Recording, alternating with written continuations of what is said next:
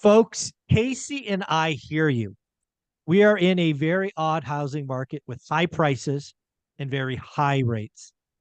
We both know it is extremely hard to find positive cash flow properties.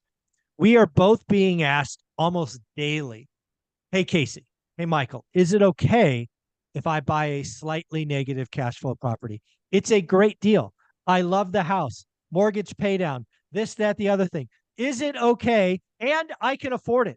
I can afford the negative cash flow. So, Casey, is it okay to close on a negative cash flow property? Because there's nothing out there that cash flows. Yeah. No. Yeah. Video over. That's the answer. The answer is no. And I'm sure, it's 50-50. Some people would say yes, it's worth it. Some people would say no. My answer still is no. And especially for newer investors who don't really know what they're doing. And I understand. I really do understand, Michael, like what you said. I understand why people are like, they're making excuses now. They're trying to find a way to get it to work. It's been so hard. They've made so many offers. They're looking all the time. It's been several months. They're getting antsy. They just want to get something. Maybe they'll just get something and like it almost cash flows and it will cash flow in a couple years. How about that? And it's like, no, you just got to be patient. Tomorrow is not guaranteed. Like, we don't know what interest rates will be. They might be worse than 8%. I mean, I don't think so. But I don't know. Maybe, right? Rates were double digits 20 years ago. They could get there again. What if housing prices do crash? I don't think that they will, but what if they do? Now you are negative cash flowing and your property's not worth even, what you bought it for. So you can't sell it. And what is that going to make you go bankrupt? And if you're using your HELOC to pay for your property, now your own home's at jeopardy. There's just too many scary factors for buying a property that doesn't cash flow. The whole point of buying real estate as an investor is to make money, right? Not just to own a house that's a liability. It's supposed to be an asset. So you have to make sure that property cash flows. And I mean, if let's say I guess my other side of my shoulder would say, okay, you buy a house in a really amazing neighborhood, right? And you really want to be there because it's going to appreciate, but it doesn't cash flow at a 20 or 25% down. Maybe it cash flows at 35% down. Okay. I would say that would be my solution. Put a little bit more down if you're in a B neighborhood. Any property can cash flow if you put enough down. Exactly. So that would be my solution is if there's really an area, maybe put a little bit more down if you're in this amazing neighborhood, right? With high quality tenants. That would, but you still need to cash. Yeah, my answer to this question is you're very kind. My answer is hell no. Yeah. Right. I've been doing this a long time. I remember, I wrote about it in my first book, One Rental at a Time. I went into an executive's office. I was working at Hewlett Packard at the time, HP. I went into this office with a VP of something, and on the whiteboard, he drew out, I think it was 4 properties, and he knew I was in real estate because I was on Bigger Pockets and all this other stuff, so I was pretty well known then. And he goes, Michael, I'm going to show you what I'm doing, and he's showing me these 4 properties, and at the bottom, he circled 250. 250 times 4 is $1,000, and I'm looking at these numbers going, do you really think you're going to make $250 a month on these? He goes, no, Michael, that's negative 250. So I'm like, wait a minute. So you're going to lose $1,000 a month. Best case. So have these 4 properties. And he goes, Michael, I can afford it. I'm like, you arrogant son of a gun.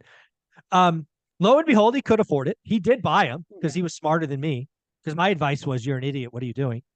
And sure enough, you fast forward, he lost all 4 of them. Not because he couldn't afford them, because he could always afford them. He never lost his job.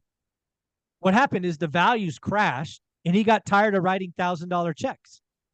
So he had 3 short sales and 1 foreclosure. Wow. No, folks, hell no. The only time that I will accept negative cash flow day one is if you clearly see value add opportunities and it will increase the rent within 6 months or less. Here's an example. A lot of houses I bought in kind of like 12, 13, 14, were 2-bedroom, 1-bath houses that are about 1,000 to 1,100 square feet.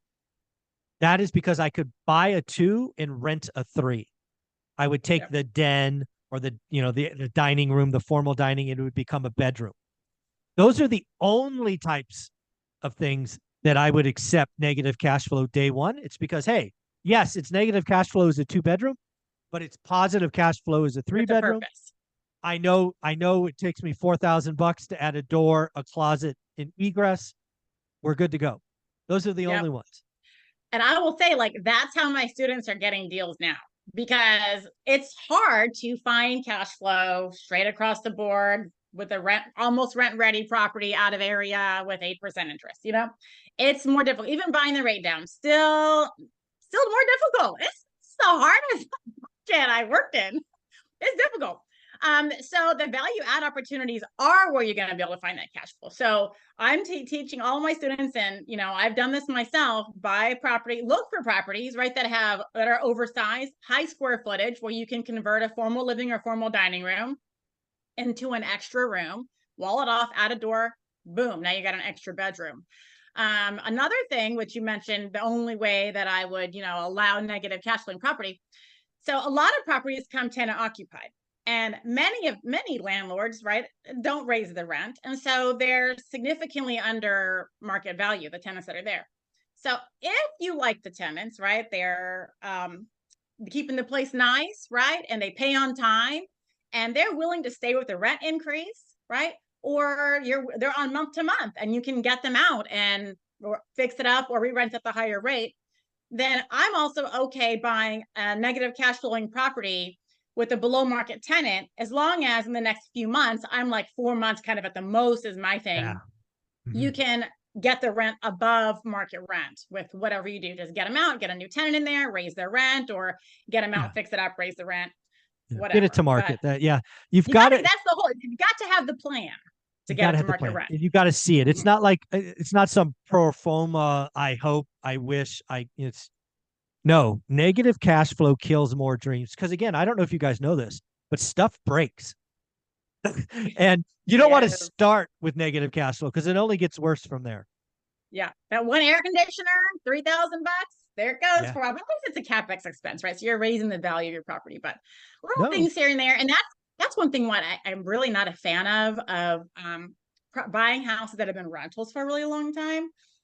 I really don't like that, like the grandma houses, Mm. where they've been taken Yeah. care of, everything's fixed all the time. Because a lot of times the property management companies will just put band-aids, cheap Yeah. parts, Band-aid, band-aid, band-aid. Yep. yeah, and then you've got a lot of problems over several years of the property because things were kind of Mickey Mouse. Mm-hmm. And it's like I don't like buying houses that have been rentals for a long time just because I'll have more repairs. There you go. Casey, you do an amazing job on Instagram and other places. Where can people find you? People can find me every day on Instagram at Brick by Brick Wealth, and every other social media platform, just Brick by Brick Wealth. And you will be in Vegas February 17th and 18th. If people want to come take a picture, a selfie, get an autograph, whatever it is, you will be there with the One Rental at a Time community. So I look forward to that. I'm excited. Thank There you. you go. Uh-huh.